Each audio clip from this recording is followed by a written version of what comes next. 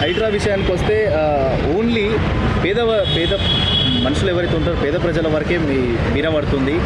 ఉన్న వాళ్ళు అయితే వాళ్ళకి రెస్పాండ్ అయితే ఎవరు ఏం చేయట్లేదు. 99% ఏ పేదోడి ఇల్లు కూడిపోలేదు. మొత్తం కూలిపోయిన ఎవరి ఇల్లు అంటే ఎవరైతే టీఆర్ఎస్ కార్యకర్తలు తొత్తులుగా మారి బినామీలుగా మారి ఉన్న వాళ్ళందరూ కూడా చెరువులు కబ్జా చేసిన ల్యాండ్ ఏదైతే ఉందో అది ప్రభుత్వం తిరిగి పునర్నిర్మాణం చేస్తూ ఉన్నమాట.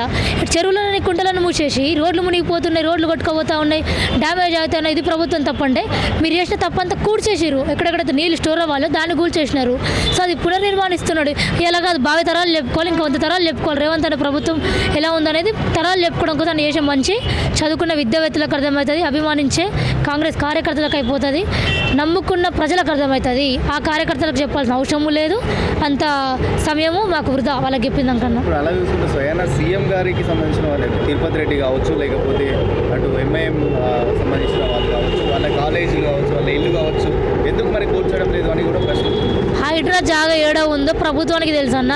మీరు పోయి మీ మీడియా వాళ్ళందరూ కూడా పోయి ఒకసారి అదే కోర్టు దగ్గర కూర్చొని మీకు చూపించమంటే వాళ్ళు చూపిస్తారు. ఎక్కడైతే గవర్నమెంట్ జాగా ఉంది, ఎక్కడ కాంట్రాక్టర్ల భూమి ఉంది, ఏడ పేద ప్రజలు పండించుకున్న భూమి ఉంది, ఏది ఎంతవరకు ఏ ల్యాండ్ ఎంత వాల్యూ చేస్తుంది అన్నీ కలిసికట్టుగా చూసి పెద్దల నిర్ణయంతో ఒక ఐటీ సెల్ నుంచి ఏర్పరచుకున్న వ్యక్తులు ఎవరైతే ఉన్నారో వాళ్ళ నిర్ణయం ప్రకారమే అది జరిగింది.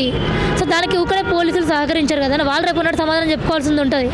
సో ఆ రోజు వాళ్ళందరూ కరాఖండిగా మీకు నిజాలు తెలుస్తూ ఉంటాయి.